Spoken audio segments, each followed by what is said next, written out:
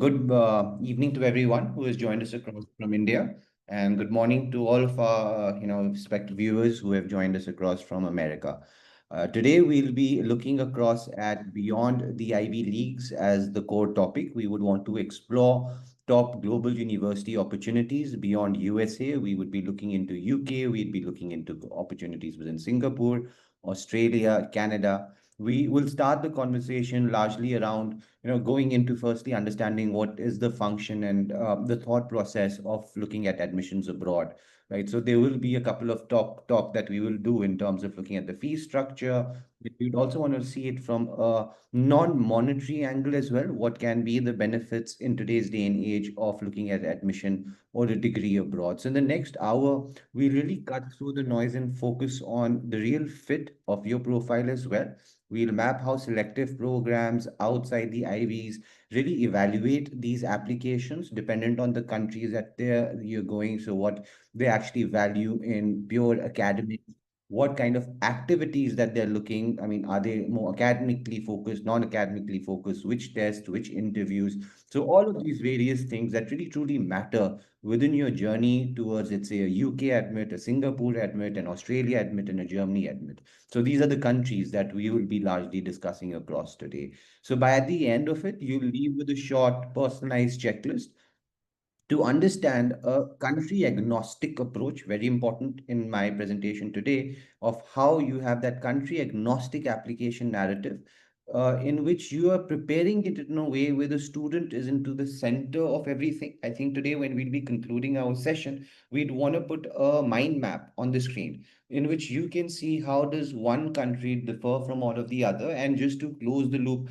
right at the end, I'll just put in the comparison of USA as well, but we should end the presentation in a way where you could understand how all of these different countries differ and have a similar kind of let's say preparation manner as well, how there is an overall bracket and sub brackets within this whole system. Now, before we move on to the next rounds of introductions, getting to know Let's Unbound, my own introduction, I'd first like to understand a little bit about the crowd today who's just joined us across. So I'll just be sharing a few polls. Would like to understand from your side which are the countries that you would be interested. And as today we are looking at countries beyond USA. So USA, I think, would be the first time that we don't have as an option on the list, because I do understand majority of you guys joining today are looking at options anyways beyond USA. So which are those countries that you guys are really interested in? So looking at those results that are coming through, I'd really suggest everyone to just put in a poll, put in an answer, so we really understand which country do I spend my maximum time discussing. So do vote for your country immediately.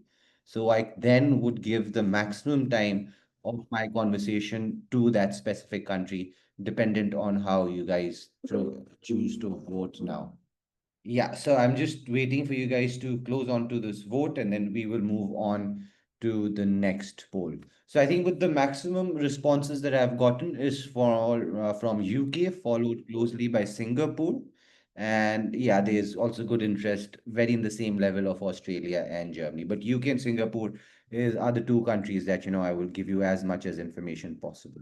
Now, moving on, this is also a very important topic. Also lets me allow us to focus what kind of information that we'd be really focusing if it is a major based aspect. My experience has been that majority of our students who do join us across are from the sciences. Medicine, definitely, you're looking at a non-USA application, so there are always a good amount of of medicine applications that come through.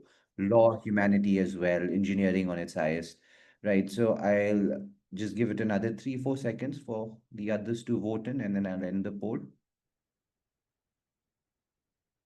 It's still high on engineering, STEM, pure sciences, medicine. Right. So in another 3 seconds, I'm just stopping the poll. Stopped. Now, moving across and understanding which grade are you guys in? If you could just quickly give me that vote.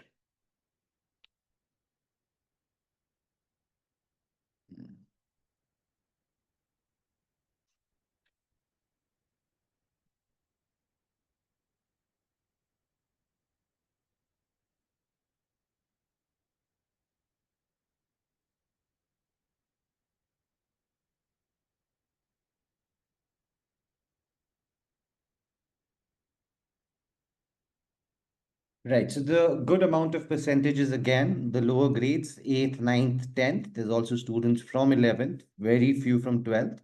So I think, yeah, a good amount of population of kids who are really looking at this on an early stage.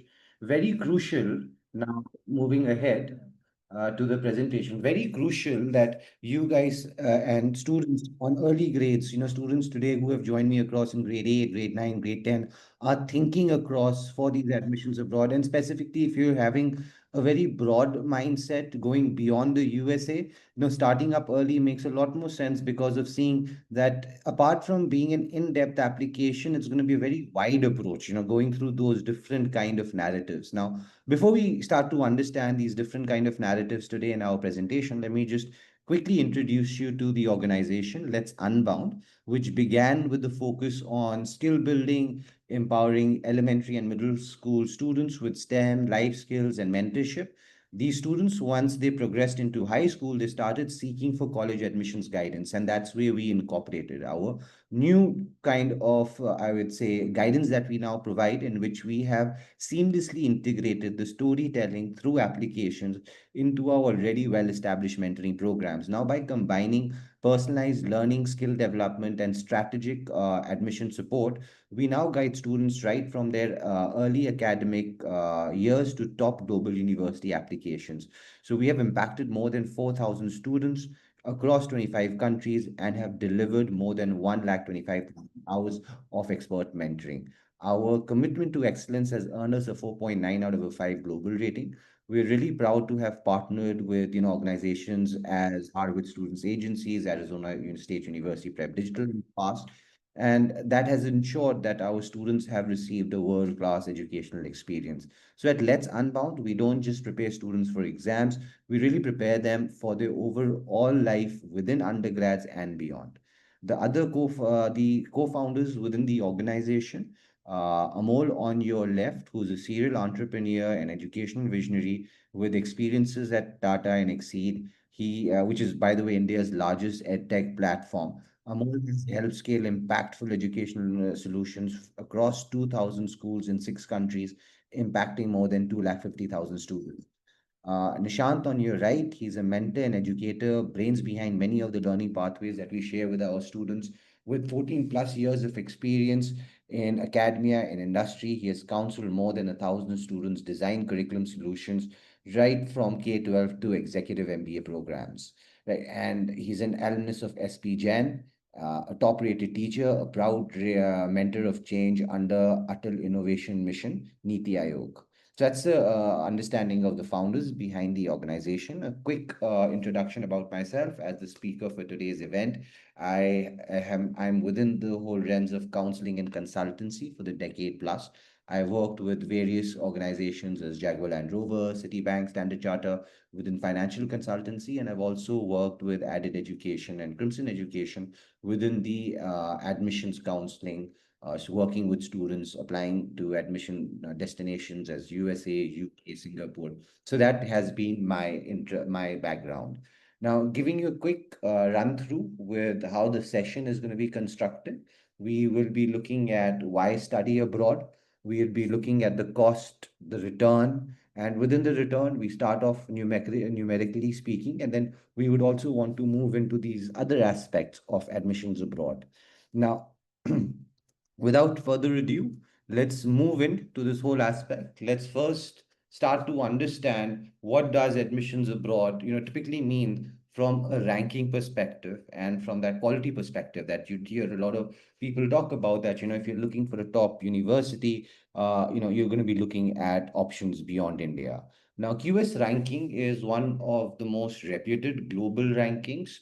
You do also have these other ranking, websites as US News, but that is specifically US focused. You do can also use across niche.com. They're also very much reputed in terms of evaluating colleges and putting out ranking. But QS ranking definitely does serve as one of the primary key tools that students and parents use to list across and see how these universities are. And as you can see on the screen now, your top universities, 30% of them are, in USA. 50% of them are in USA.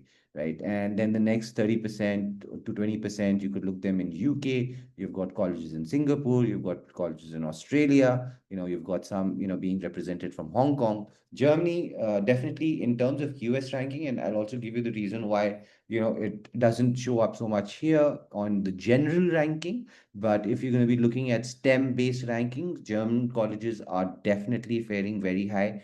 And on the current global affairs, the way, you could understand what I'm, typically trying to point across to, with the one country where your immigration laws and a lot of problem is being created in terms of admissions to that certain said place.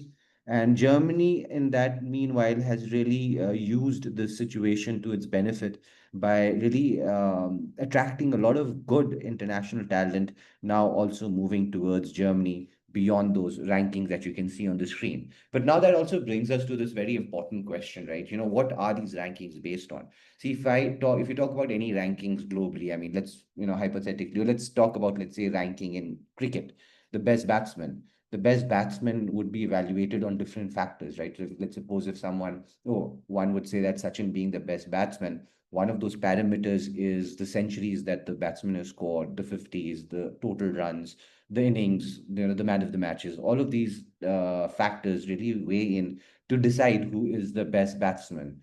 In that same way, universities and these QS rankings have got their own parameters.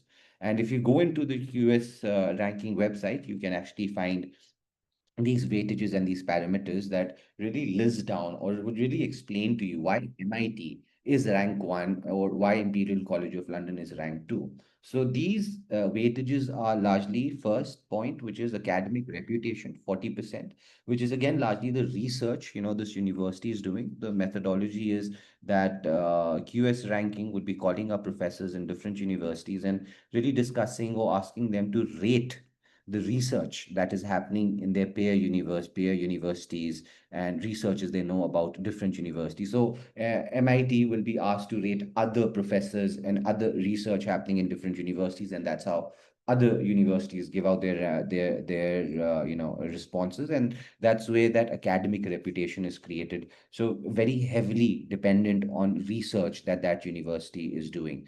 And if you would then move on, there's another 20%, which is called citations per faculty, which is again research citations. And I would rather say that, 50% of the reason why MIT then becomes rank one is really the research that MIT has done. Now, this is that one point that parents and students need to understand about these rankings when you're looking at admissions abroad.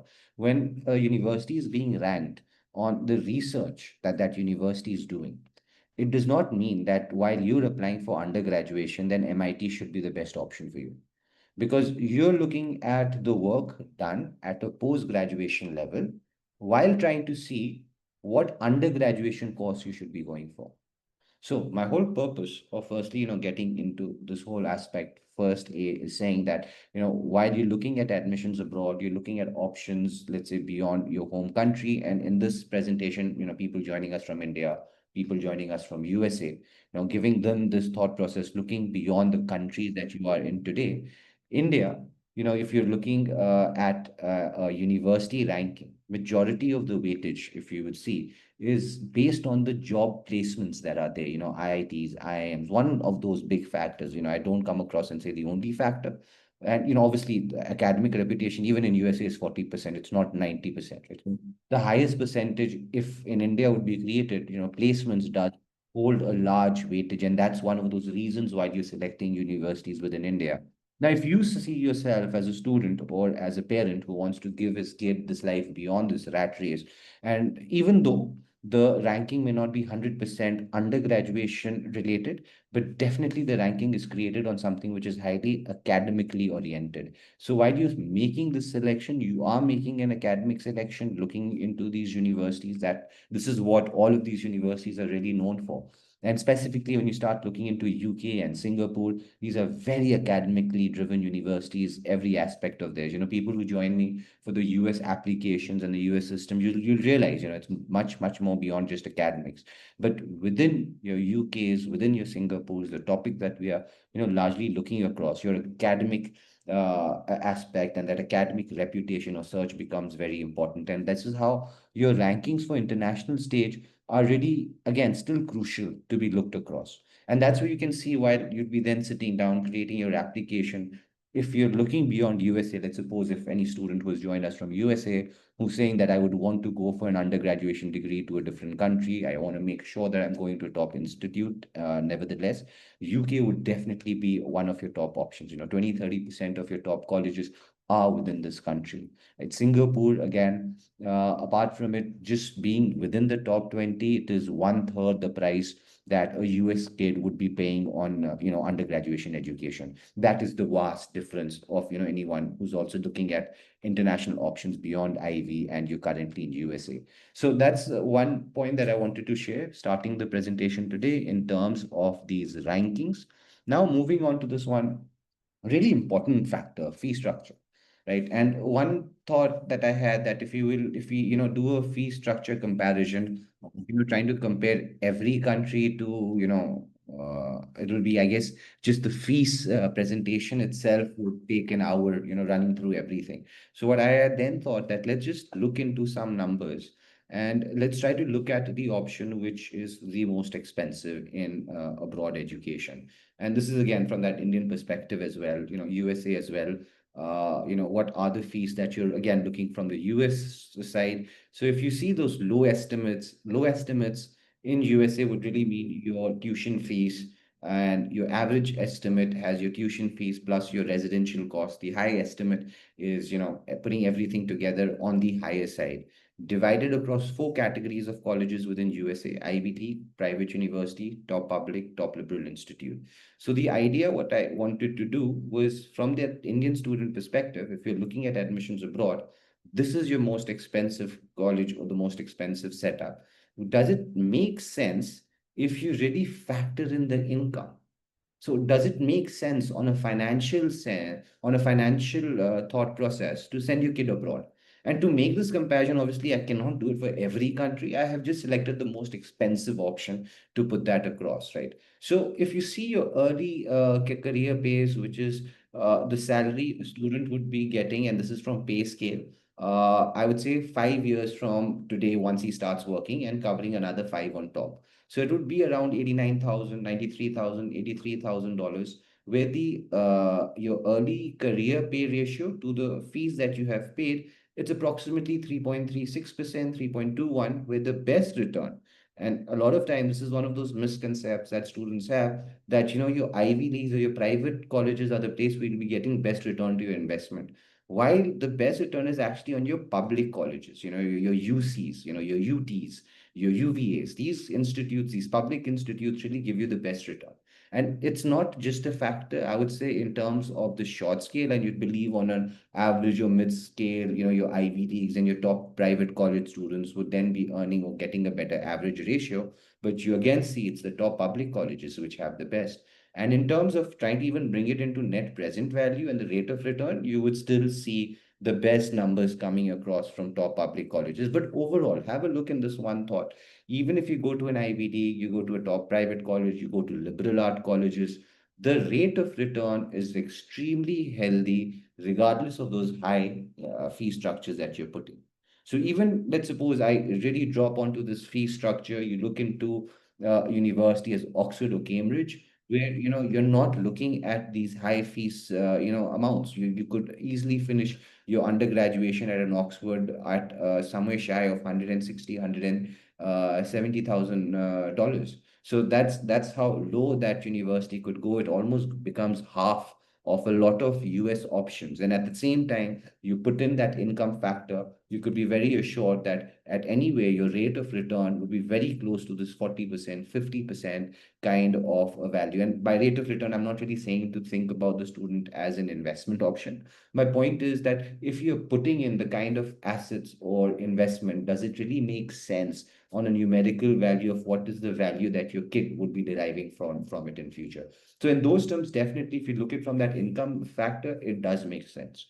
Now, beyond the income factor, and this is one factor which I really do believe is extremely important, and I would rather narrate or talk this factor to you rather than, putting this across on a screen. So this does not really encompass screen per se, and I have just put my screen on pause. So it's not a mechanical issue that has happened, and there's no slide which will be presented while I'm doing this next part of my conversation, which is really talking about the value of looking at an admission abroad beyond these numbers and numerics. What is it that you really want? And that's that first part, which I had covered when I was really talking to you about those rankings. That if you're looking for a degree, you're looking for a career for your student or your kid who wants to not just get into this rat race of saying that I want to do an engineering because the engineering jobs available outside, or I want to do a medicine degree because, eventually that makes sense that, I want to become a doctor, but I don't want to become a doctor because it's just a high paying job. I want to do all of these various things because I've got that intrinsic interest in that topic. My biggest knowledge base, for example, if you talk to any student going to IIT, you really won't get an answer saying that, I'm going to IIT Bombay to study this specific course. For example, if you're a maths kid or a finance kid, or let's say even within sciences, you could look at Maths 55, which is the world's most difficult course in mathematics. And that's the course that students talk about while you're looking at an admission at Harvard. You talk about the professors that are studying there because of the kind of name that they do have. There, you don't have this conversation that I'm going into Harvard or Stanford for the fee structure there, for the for the packages that those students get. Right. So if you're looking at that kind of a value return from the education, then these universities, this international education options, going through UK discussion, Singapore discussions really does make a lot of sense. Secondly, I do believe that sending out your student at an undergraduation level makes much more sense rather than, sending them for a postgrad degree directly. Firstly, a very intuitive reason: when you end up applying for your post-graduation degree, you have way more chances of getting for that admission if you're applying from, let's say, the top 30, top 40 colleges globally.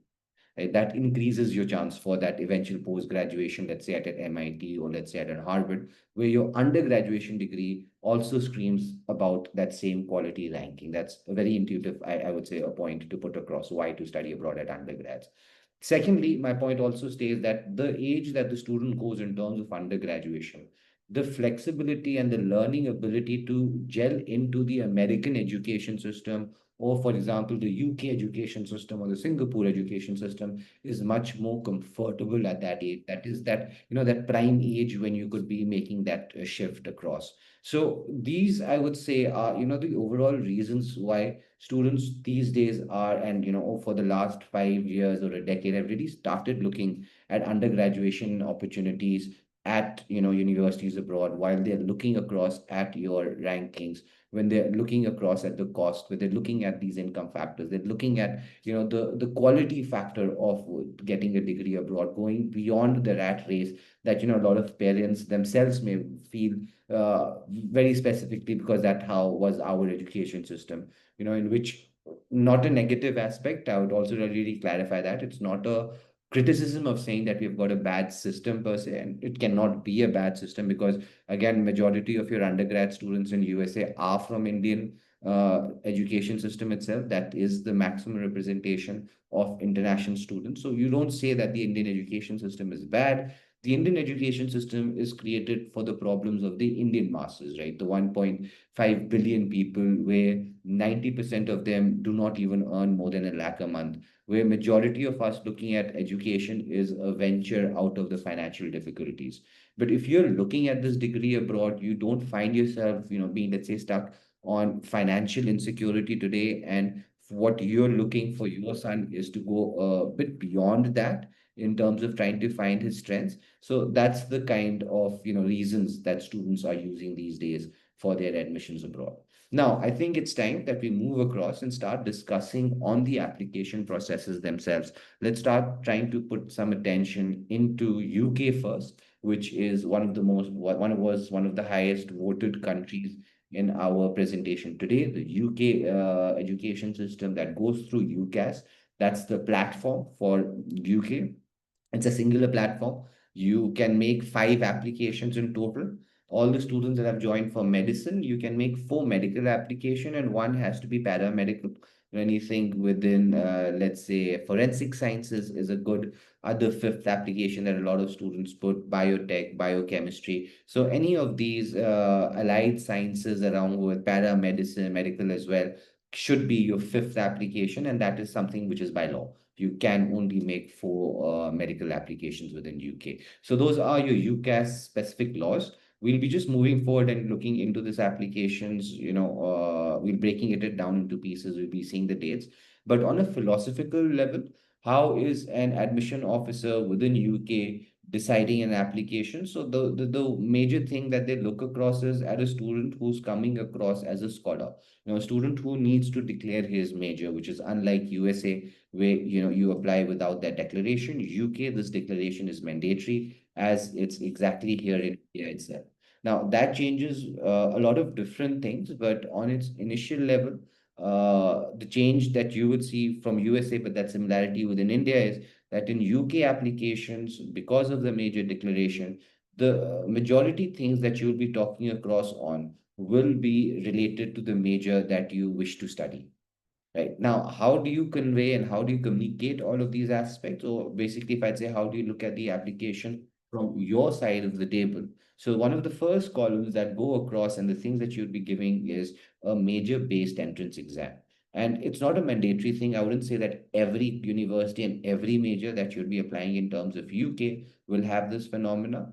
But definitely, if you're looking at one of your top colleges, you're looking at one of your old institutes, you would be going through a major based examination, and there would be beyond that you'd be giving your grade 12 scores, and by your grade 12 scores would be your predictables by the time that you're applying, and obviously your transcripts from grade 9 till 11th. IELTS and TOEFL is mandatory for students who are in your Indian boards. If you have done A levels, if you have done IB, then you would be exempted from giving IELTS or TOEFL for that English proficiency exam. Going back to that major based exam, a couple of examples. If you're looking at a medical application, UCAT is, the one that you'd be giving for medicine. MAT is one that you give for maths at Oxford. LNAT is for law, again at Oxford. So what you'd see within UK, it's not just the exam will differ dependent on the major that you're applying, but also dependent on which university you're applying. So, all those students joining us across from India and parents, from India, it's really much looks like that pre-CUET era that we had in India, that different universities and different majors have different exams, and there are different, also majors and universities in India where they will not take an entrance exam, and be overall your application and your grades, very importantly, that you'll be submitting. And that's really, really very core about UK. Your grades are very important. So, your predictables, your grade 9 to 11 really hold the key here. Now, beyond the first academics part, the second thing which becomes extremely important in your UCAS platform are the three questions that now have been devised. So initially, UCAS had a 4,000 character essay, which now, as I've just said, have been really focused, as I would say, by three laser focused questions, right? Which one of them being, why do you want to do this course? Why this course? Have you, ever, let's say, done anything beyond your classroom? That would be another question. How have your studies really prepared you as well? Is another question that would be asked. So you'll have these three kind of questions. I'll give those exact questions once we move forward, but you'll have three questions that really add up to now become your personal statement. Unlike as the previous process we had within UCAS of having a 4,000 character single document essay, right? So that's the other part that you fill across in terms of UK. And then the third part would be a letter of recommendation. UCAS only allows you one, which, is supposed to be ideally connected to the major that you're studying. Your class teacher, also someone which is very good to be giving this, a school counselor is also a good person that you could take this letter of recommendation from. But keeping it highly technical, very connected to the major that you're studying, would be a really good goal that you should set across for yourself while you're looking at these letters of recommendations from the UK perspective. Now, beyond your letters of recommendation, the last stage within the UCAS application are the interviews. If you go for, let's suppose, medicine, then you may have MMIs, which are many multiple individual interviews. You do also have then, intense individual, high pressure individual interviews. So dependent on, again, the degree that you will be doing, you may have an interview, you may not have an interview. There are some, as I just said, within medicine, which are highly process oriented. You have to prepare, you'll have to almost simulate those questions and that scenarios around you, and do those practice sessions on with those interviews.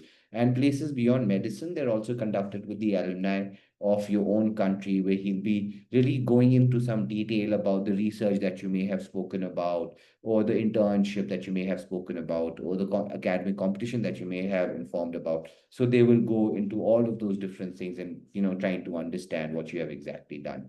Now, moving on, beyond your components of the application, the other important part, looking at the timelines, and obviously we're in the crux of applications currently. What are the timelines that are there for the student who is currently in, let's say, grade 12?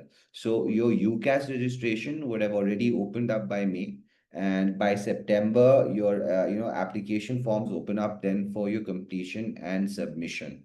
And 15th of October was that first deadline, which has already gone, which is for your Oxford and Cambridge applications, non-medical, and also all of your other medical applications. So that was that 15th of October deadline. So all of your students who are currently in grade 11, next year, 15th of October, before this, if you're looking at that Oxford or that Cambridge application, you need to be 100% completed. If you're looking for a medicine application, and also your other Oxford or Cambridge applications where you may need to give an entrance exam, do remember that before October starts, you should have your results and your, let's say, a UCAT score, or you may need a math score, you may need an LNAT score. So make sure before 15th of October next year, you do have all of these scores in your hand. And obviously, students in 10th, you could add up another year. Students in 9th, add up 2 years.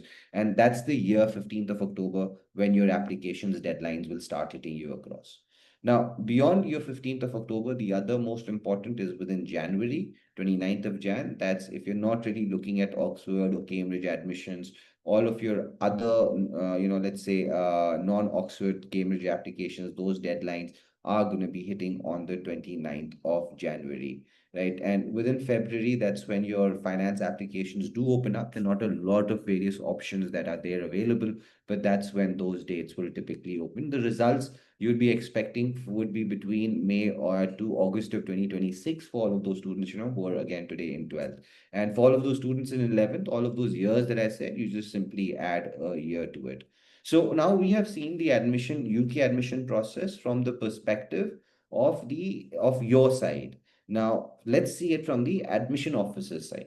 The application weightage in terms of academics is 75%, right? Where, your A level scores, your IB scores, your standardized test scores, your academic transcripts, grades from 9th to 11th, all of that first pillar that I'd explained to you, that weighs to 75%, right? One of the most important then, I would say the supporting pillar of this application within UK is your academics.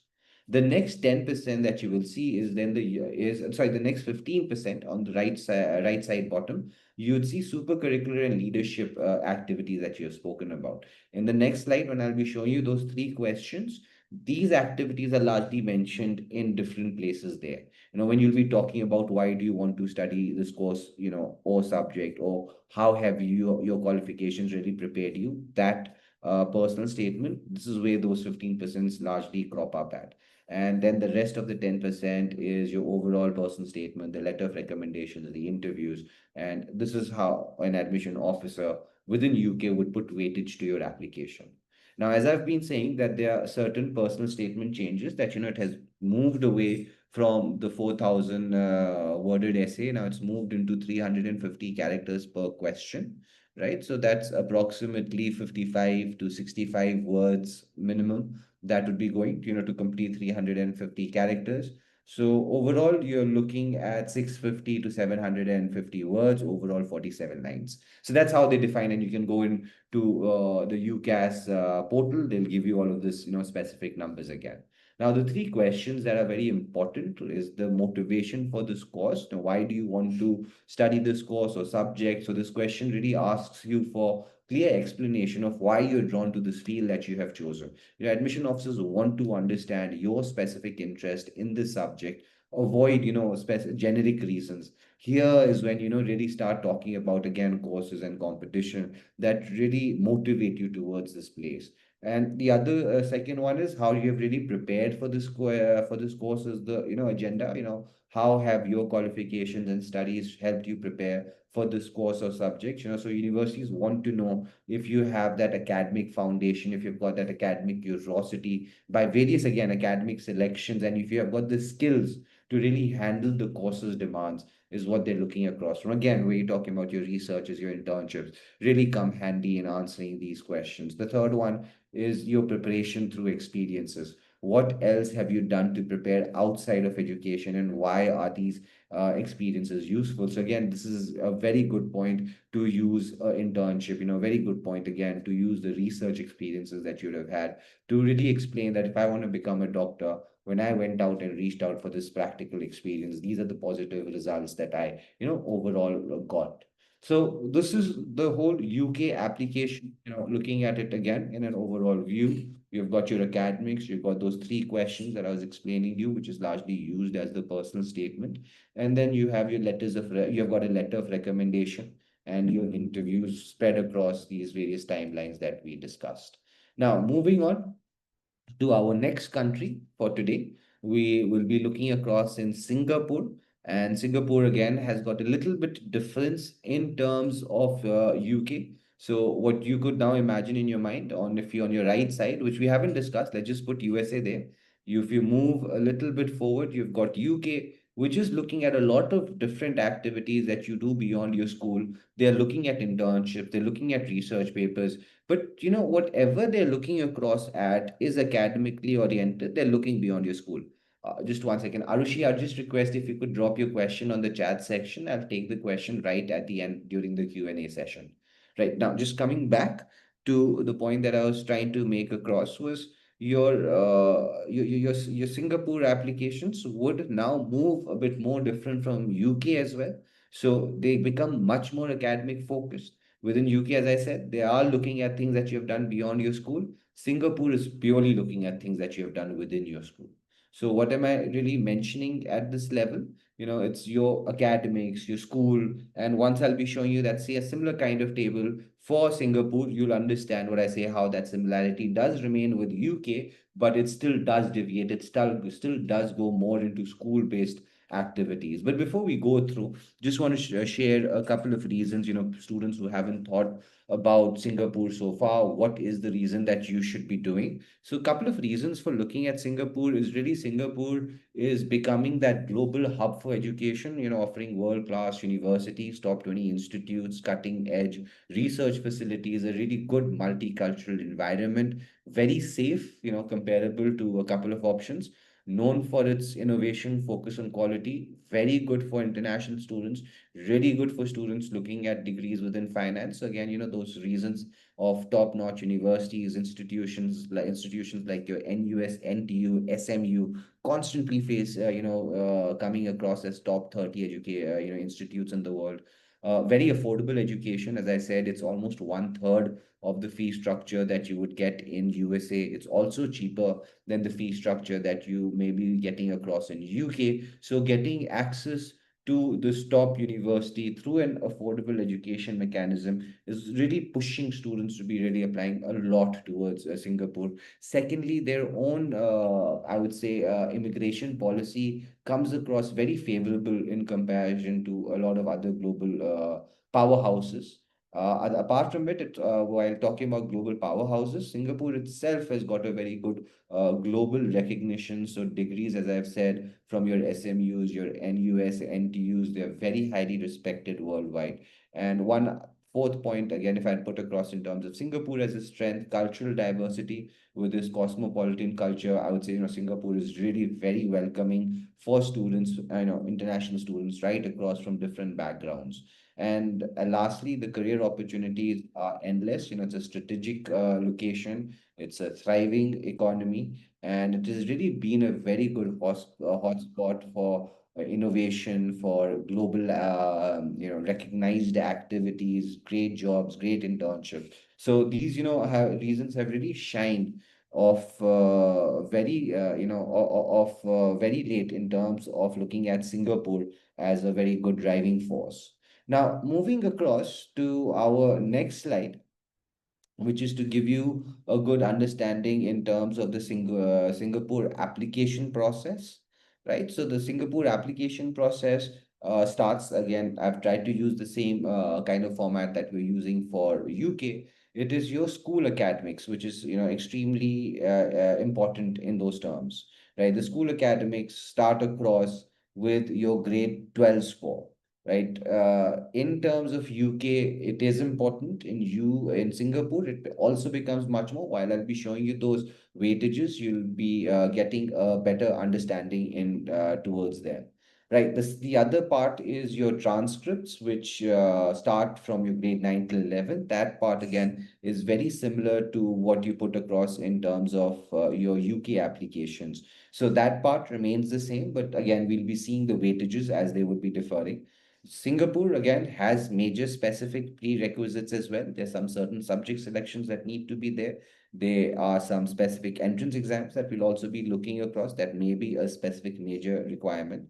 And apart from that, any student which is not on an international curriculum, you need to be looking at IELTS and TOEFL. The second part, the entrance exams for a lot of international students, your SAT and ACT are very much acceptable. And then, you do also have your other major based exams. Medical has got its own major based entrance exam. Law has got a separate one. So dependent on the university that you're applying to and the degree that you're going for would be deferring those entrance exams.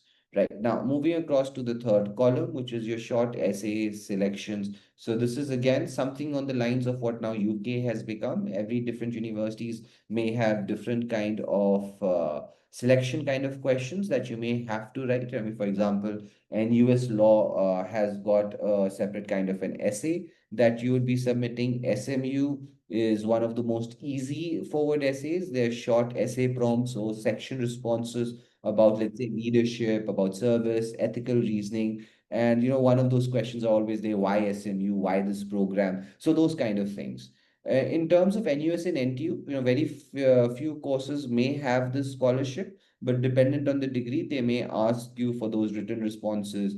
Definitely in terms of scholarships for NUS and NTU, they do have the same aspect. And lastly, dependent on the university that you're applying for, the interviews might be there, might not be there. So SMU again uses interviews very widely, even outside law and medicine, to really assess your fit, to assess your communication, to assess your teamwork. Apart from that, NUS and NTU interviews are really targeted. They're standard for medicine, dentistry, nursing. And then in terms of scholarship, very important, law, there are a lot of good interviews that you'll be going through. And there are some, very few, business design and architectural tracks as well, where you may be giving an interview. Just for that information sake, again, if you're giving a medical interview for a medical degree, your MMIs are very, very important, right? The ethical scenarios, the teamwork stories. So they're really drilled again on your database reasoning, on your program, act motivation. So all those technical aspects about the degree that you're studying will be the core about these interviews. Now, as I showed you the weightage in terms of UK, this is the weightage that would be drawn in terms of Singapore. So everything is within academics. You could see there's not much talk about different extracurriculars that you do. There's not much talk about the other parts that one would talk in terms of USA, or even in I would say UK, when you're talking about that research, the internship. In terms of Singapore, it's very driven in terms of your academics, your school academics, your academic transcripts from 9 to 11, your predictables for A levels, for IBs, for CBSE, all of them, they have got 90% of this profile, while then 10% maybe your entrance exams, your essays, and your interviews. Again, Singapore for a lot of places does use SAT and ACT, and dependent on some majors, you may have to give other entrance exams. Now, as I also said, that Singapore has specific program requirements as well. So let me give you a very quick, fast-based, approach that you need to take. So let's suppose medicine, keeping chemistry plus biophysics for tests is very good. And for your test, NTU would be using your UCAT. NUS runs your FSA and SJT. These can change by cycles as well. So just do make sure before you reply, you are seeing them. In terms of your essays and medicine, they are short, brief, prompted. So you'll have specific questions that you'll be answering. Interviews within medicine, you could almost take it as mandatory. There'll be definitely that MMI format where you've got these mini multiple interviews that you do. So you'll have a set of five, six, seven quick burst interviews, one after the other. And that this kind of format is almost there, but just do make sure which is the entrance exam that you'll be looking across if you're seeing that medicine program prerequisite. In terms of law, the strong essay subjects really help. And NUS has got a written test, right? You have to do that. SMU runs the law writing test. Interviews are largely mandatory again within law itself. And there'll be more panels, the typical panel style interviews where there'll be multiple people taking this interview, with you being the single participant per interview. The other one, architecture, one of those important things that you really need to take would be maths plus art design, really helpful for students who are going into this line. Expect NUS's AAT, that's the exam name for your architecture and creative tests. For NTU would be your ADM exam. So these are just two typical names, again, for those exams that you may be giving. Along with this entrance exam, you may have a portfolio. It's not an essay that you're submitting, but you may have a portfolio and some write-up tasks, defining a certain amount of building, defining a construction, activities like that may be part again of these applications. So you may need to submit.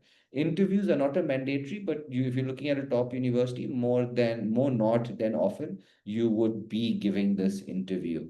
Again, now moving into business and economics, maths is required, or I would rather not just required, and it's very much preferred if you're looking at any of these degrees within engineering, within computer sciences. SAT is a very good help. It can really help you with your opportunities.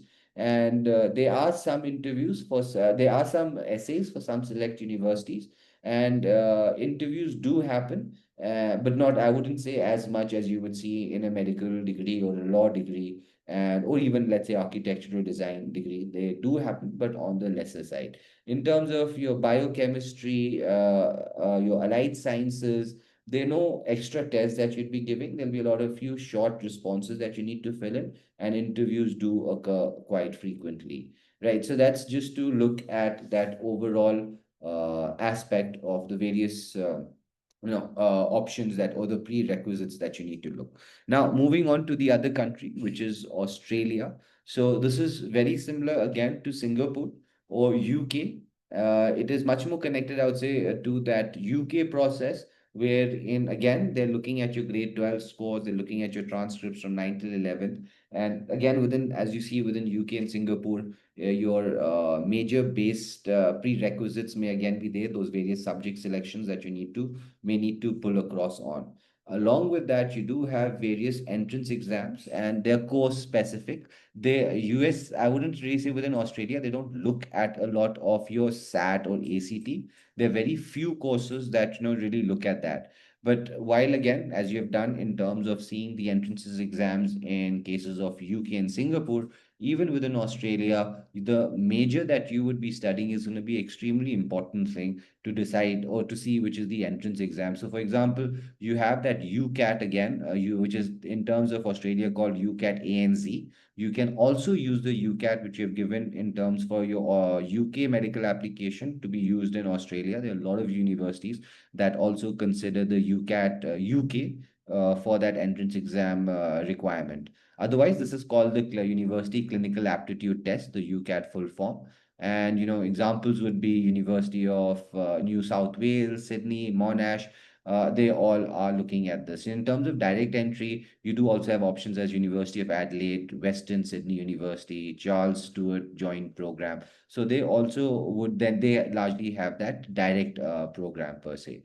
If you're looking at law, then you do have this exam within Australia called LAT, which is at Law Admission Test. Again, UNSW Law, if you're looking at that entry. So this is that exam that you'd be giving. They also do have this one entrance exam, which is, and largely, again, this is for your health major students, international students. It's called your International Students Admission Test, which is their use for human sciences, basically physiotherapy, and other kind of such courses. Monash University, UNSW, they also do use these. So those are those various entrance exam. I've given you a few examples. What you need to do is dependent on the university that you're looking at or the major that you're preparing, the list would be then curated. It's only in terms of USA that you only have two entrance exams and everyone goes through that one simple process.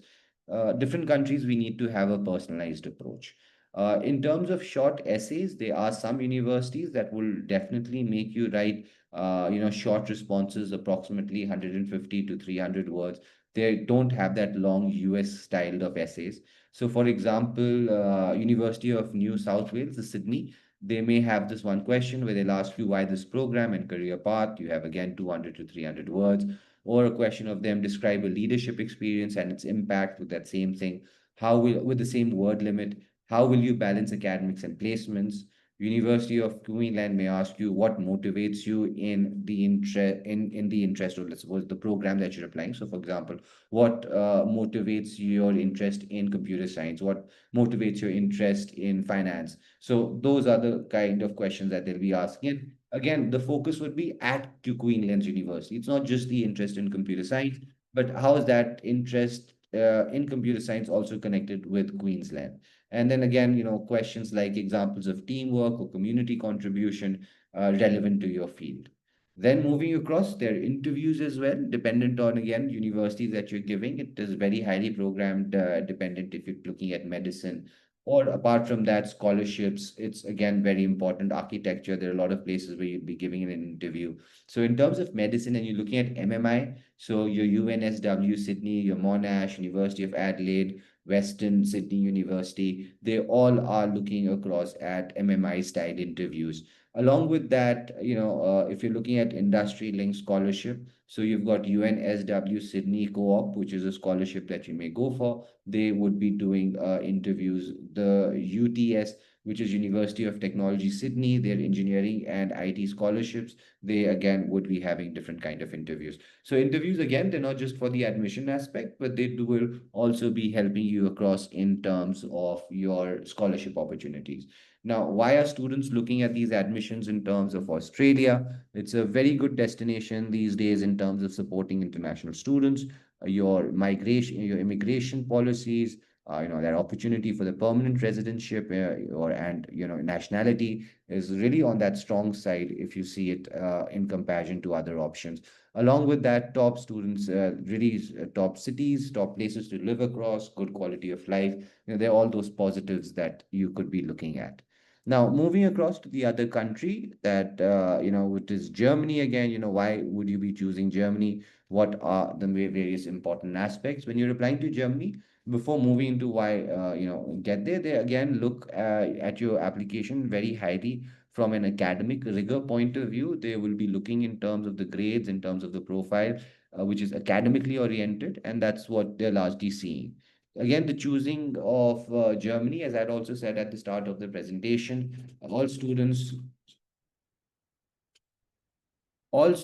that are looking at undergraduation opportunities beyond your USA, and obviously looking at in terms of STEM, top university, top world-class university options, UK is definitely a good place to go.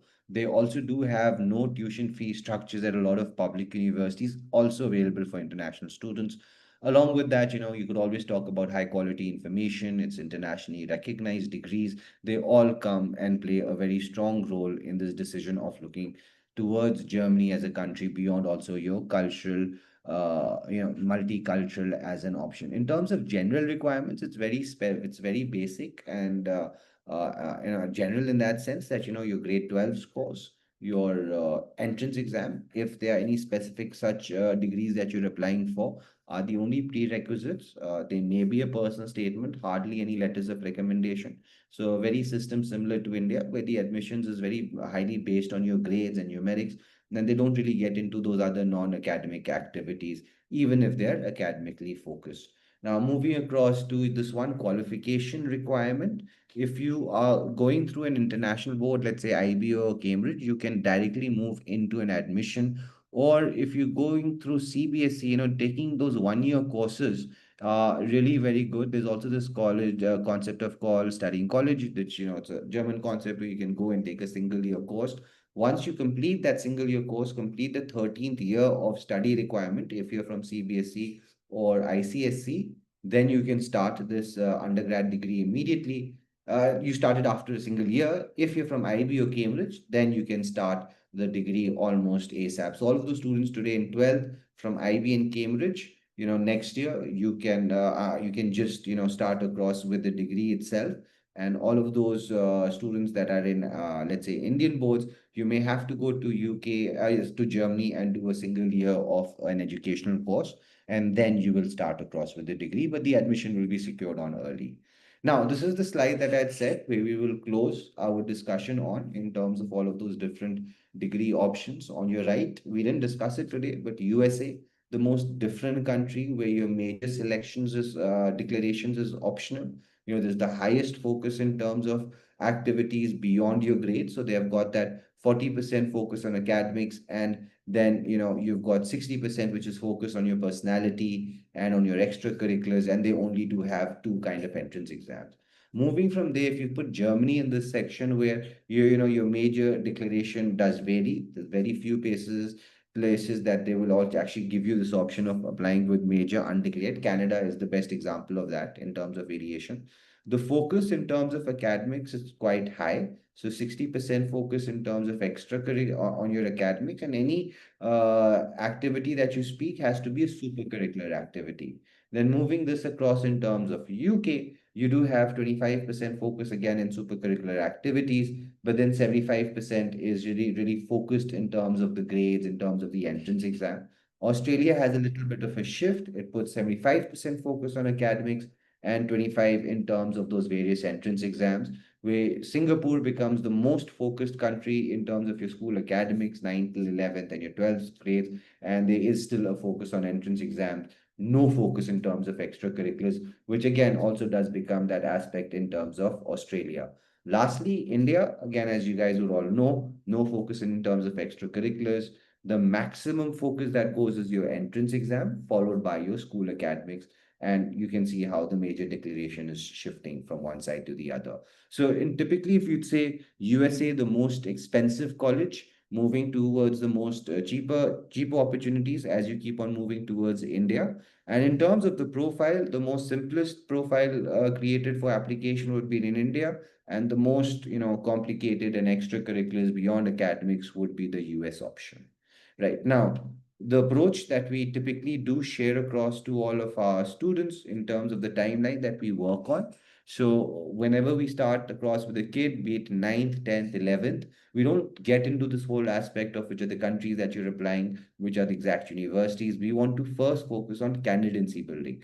We want to explore strengths. We want to understand what kind of profile are we really creating here. Is it an academic based profile? Is it an extracurricular based profile? That really gives us this understanding that, once we're in 11th or 12th, beyond your subject selections, which are your focus country applications. So to understand all of this, we do spend the initial years understanding the profile, understanding the strengths and weaknesses. During this time, this is when you join clubs, you're learning skills, you are consistently doing reflective sessions, understanding the growth that we have done. So then in your 11th year, you're really able to do your subject selections right. You're able to work on your capstone projects, your competitions. And then your 12th year is the conclusion year where we start initiating the personal statements, the essays, the documents, and make those applications started, as I've said, in terms of UK. They all start by October. Your Singapore, your applications in Australia and Germany, that's largely around January. So all of these applications would be concluded before just around March. And then from your August to September is once you start traveling abroad. Now, the work or the support that we provide with students can be really divided into these three pillar structures: your academic prep from SAT, PSAT, AP sessions. We give you complete profile building, understanding. We help you in the whole admissions guidance as well. And the work that we have done, this is a couple of examples, success stories of students that I have worked directly with, currently studying at Dartmouth University, really excelled in mathematics, stellar score of SAT 1550, done very well on the essay competition at Oxford, founded an NGO, talented solo singer, performed at charity events. So you can see that overall application, that overall profile is what gets you through with these top universities. And here again, you could have a quick read about the students' profile based for Rice University. Now we have gone 5 minutes over our time frame, so I'll just be quickly concluding the next part, the resources part, where every weekend we conduct a different webinar. So do join us across for the next weekend's webinar. We'll be taking another topic around admissions. Now, moving into those newsletters, these are the various topics of newsletters that we do. These are newsletters that we share across these platforms. These topics are again admissions oriented. You could scan the QR code at the bottom to understand and go through all of these various topics. Now, this is also to share you different other platforms or podcasts through our YouTube and the WhatsApp platform that we have created, a community that we have created for like-minded students who are again looking at admissions abroad. So you could use these QR codes to join either of these platforms. Then we could also conduct a quick SAT diagnostic. Students, who are looking at the SAT paper, and as you know, SAT is not just for USA itself. So you could quickly get a SAT diagnostic to understand your current standing on this entrance exam.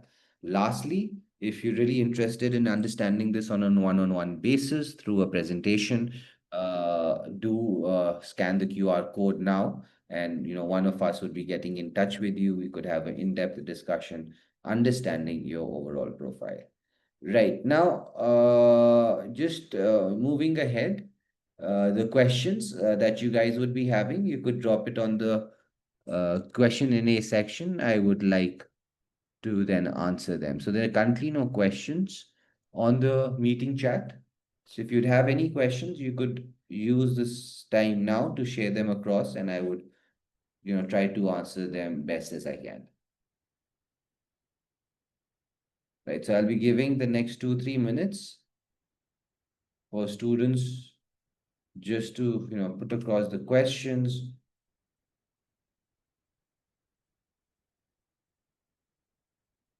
USA applications are different, sir. We would be conducting complete presentation on USA. I would need 40-45 minutes just to describe your answer. Very different from the ones that I've described today. They look at your overall profile, personality. We'll need I think an hour. Why don't you just book in through the QR that I would have just shown, and we could answer this question for you, Mr. Raja, on how to move across on this. Right. So are there any other questions before I close the session today?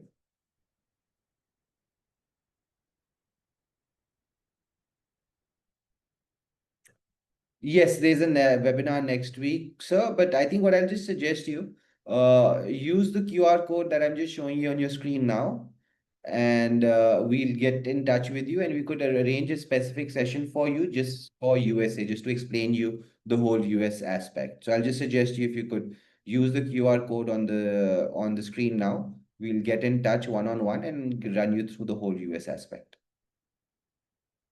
Approx fee structure in Singapore.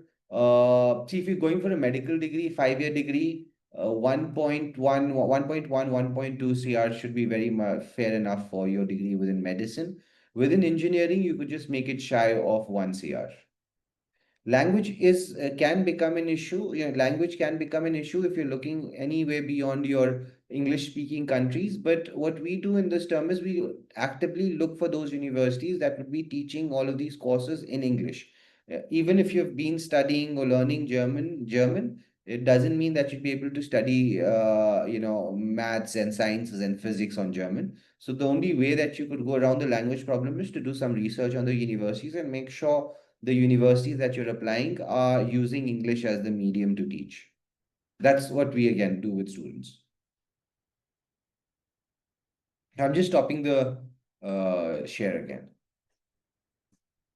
Your A2, they definitely will help. And the higher that you keep on going in the German language, specifically B2, just keeps on giving us a little bit more confidence that you may also be fine enough with one of those German, I think, languaged courses as well. But definitely they do help. They 100% do help. It also gives a very good signal for your visa processes as well. It's a good thing that to have knowledge on the German language if you're applying for Germany.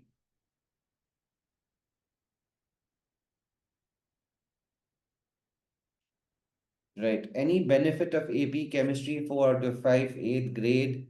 See, if we're having this discussion, Neil, I would suggest, okay, one thing again for you, Neil, as well, because there's a few more things that I'd want to understand from your side. I would really request if you could use the QR code now to really come across and then share this on one-on-one conversation where I could answer these questions better.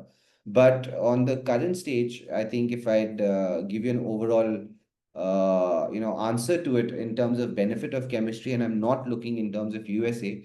Doing AP chemistry in terms of UK has the right signals to the admissions officer that you've gone beyond your coursework and you've selected these APs. If you're a student who is on, I would say, your A levels. I'm sorry. If you're someone who's not on A levels or IB, then doing APs gives you a really good amount of international benchmarking.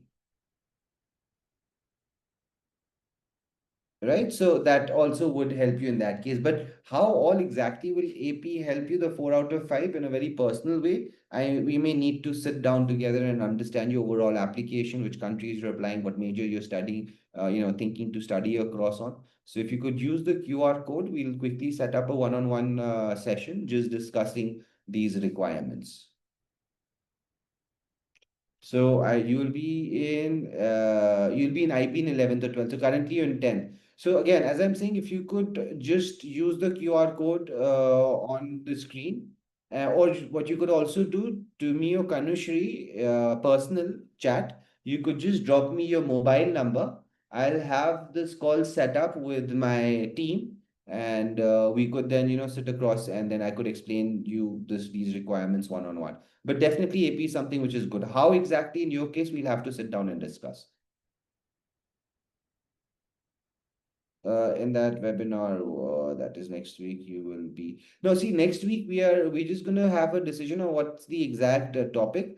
In terms for the US application, Mr. Raja, I would request you if you could use the QR code on your screen to just book in a meeting. I will give you a one-on-one session, personally just understanding on US applications.